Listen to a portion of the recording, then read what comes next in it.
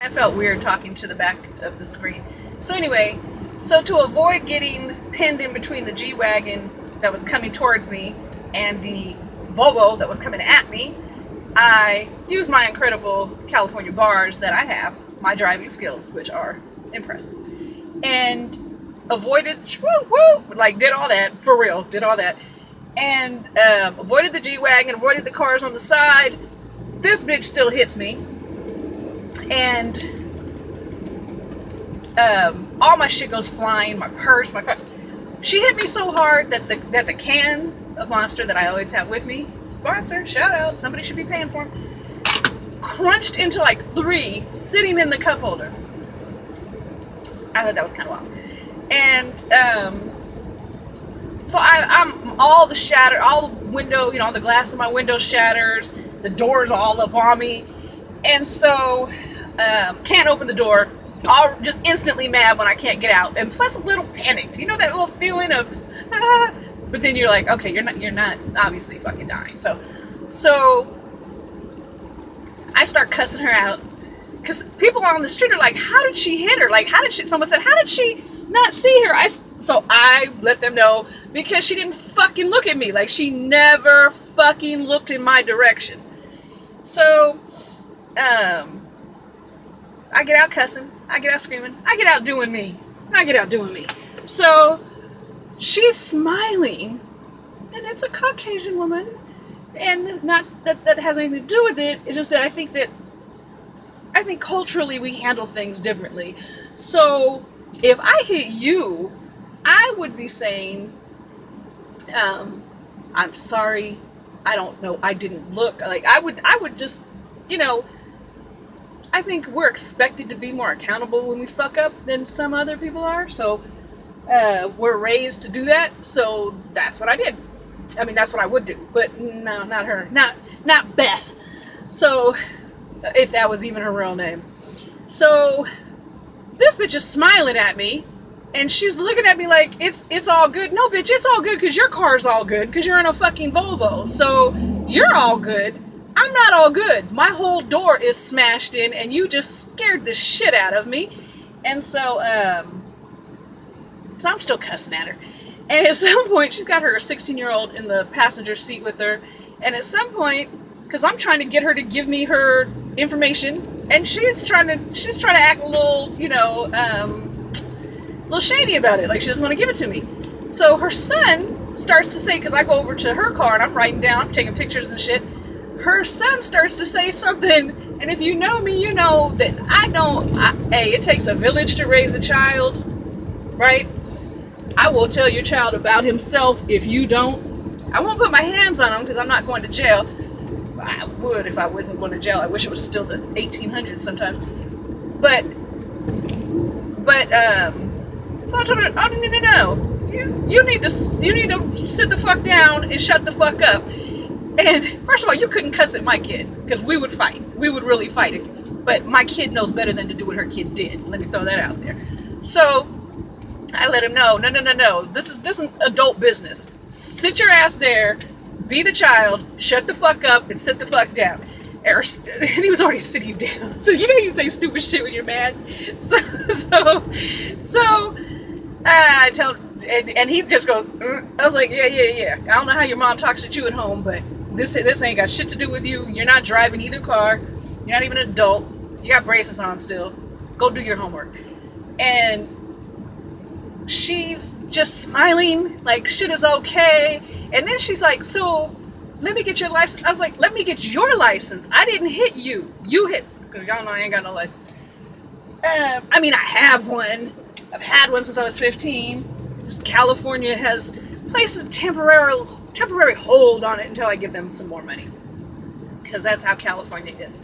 Oh shit, this light is good. I look kind of, I look kind of fat-faced, but other than the 20 obvious pounds I need to lose, look how pretty my hair is, all shiny. But anyway, I digress, as usual. And so I'm trying to get her information. She's trying to be all fucking shady. She's trying to treat me like I'm a fucking illegal immigrant, an undocumented worker, if you will. And she keeps saying, so you don't have a license? And I'm like, oh no, I have a license. I don't have a North Carolina license. not a lie, but I mean, just like a tweak of the truth. So I told her, I was like, but by the same token, I also let her know, oh no, we're going to sit here and wait for these police though. Because I told her, even if I don't have one, even if I didn't have one, all they're going to do is give me a ticket. You hit me. You are 100% completely at fault. And we both know it. So, we're at Walmart now, by the way. So, I tell her, we're going to sit here and wait for these police. And she's acting kind of weird. She's on the phone with her friends. Then, so eventually she comes around to me and says, hey, look, I've got a 16-year-old on my insurance, and I really can't afford this. And it doesn't look like you're, super legit. And that's not what she said, but, I can't think of that word. What's that word when you speak for someone? Anyway, that's more or less what she said. So how about she said, I have $200 in my pocket. How about I just give you the money and you, to fix the door and we don't call the police. And I said, okay, that's fine. No. I didn't say that's okay. At first I was like, no, fuck you. Like I said, all I'm going to get is a ticket. You're going to get, you're wrong. You're at fault here. So we wait about another 30 minutes. The police don't come. So I'm not sure if she really called him. Finally I was like, you know what? Because reality is, my license is on hold and my car's not registered, my license is on hold, I don't have insurance. Like there's a solid list of stuff. And let's be real, there's a white lady in a Volvo with a little white kid with braces on and my questionable ethnic ass. But for all intents and purposes, everyone speaks Spanish to me, so you know what I mean? Like I'm looking like the undocumented worker who has no fucking L's. And I know me. I know that when put in situations where I feel threatened on any level, I am a fight, not flight kind of person. So this could probably only go bad for me, ultimately. Like, yeah, her insurance might fix my car if the cop doesn't tow it first and then they don't take you to jail out here. But you know what I'm saying. So I'm like, and I let her know, like, this isn't going to cover the cost of a door. Ooh-doo-doo-doo-doo-doo. And at this point I'm thinking a door because I'm, at the same time I'm on the phone researching doors. So I'm thinking that this door will cost about $700-800 to get the door and put on. So, and I'm like, I'm talking to her like she's a child because now I understand that this isn't going anywhere. We're not gonna. At best, I'm gonna get $200 out of her, or face, whatever. So I'm like, all right, left and right, left to right. That's all you had to do. Look left, look right, look left, look right.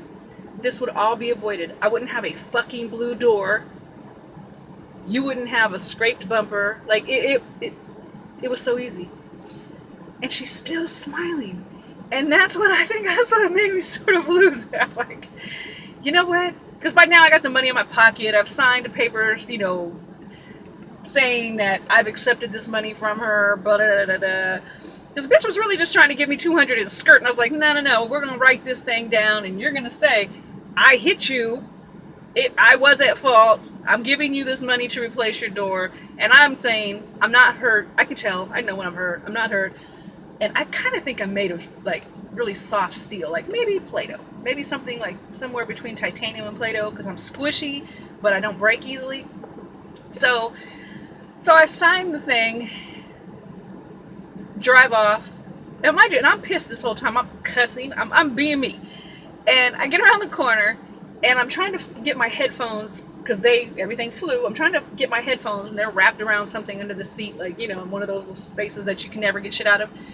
And I'm so fucking, I'm so mad at her and her smiling that now that I can't get my headphones out of the car, I start bawling.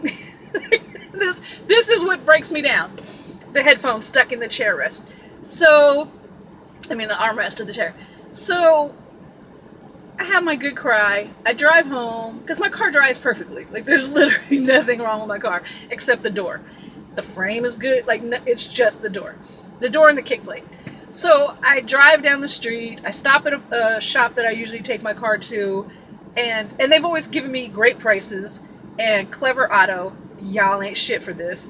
And I'm telling, I just got hit. There's glass still in the car. There's like the whole nine. I'm 10. I'm 5. Maybe a half a mile away from the accident. So he tells me $1,400 to replace the door. Motherfucker, do I look like I have? So I start crying again in front of Mario, the mechanic, and who is fine, by the way. But anyway, so I start crying. He starts, oh my, it'll be okay. He's telling me it's such a pain in the ass to do these doors. Woo, woo, woo. He's trying to pump it up, and he's, speaking Spanish to the other guy, and it's just all drag, straight drag. So I call my homeboy, my brother from another mother, and he's like, it's gonna be all right. It's gonna be okay. At first, I felt like he was yelling at me because he's like, it'll cost that. Da, da, da, da. They're taking advantage because you're a woman. I'm like, I know, but what the? I'm out here in North Carolina, literally alone, just my daughter, and she don't know shit. She can't accomplish shit. I mean, she can't. You know what I'm saying? So, and when things go wrong and you are 3,000 miles away from home, you've never felt lonelier than when some shit goes wrong and you are 3,200 miles or whatever it is from Sacramento to Charlotte, and I don't have anyone out here. Like I really don't have anyone. I have someone that's cool. I have someone I work with that's kind of that has been there for me when I needed someone. But I can't just ask people to help. So I know I'm not going to turn to him like, hey, can you help me?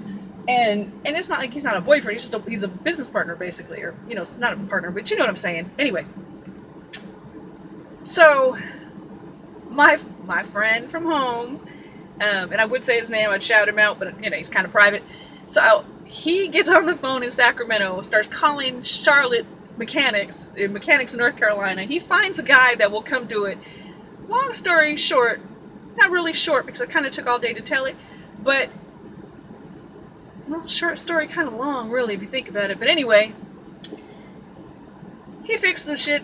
I bought a door for $200. He put it on for $100. Really 75, but I gave him 100 because it turned into like kind of like a 4-hour thing. But it turned into a 4-hour thing because I wanted my leather trim. I wanted, I didn't want, because the other door had different trim, so you had to take the trim off, you had to put it back on, and then the locks wouldn't work. Because I think, anyway, you don't care about that part. So $300, 100 out of my pocket, $300. My door is fixed. Cried for nothing, essentially. Although I believe it's good to cry. I think crying is good. It's cathartic. It gets the shit out of you.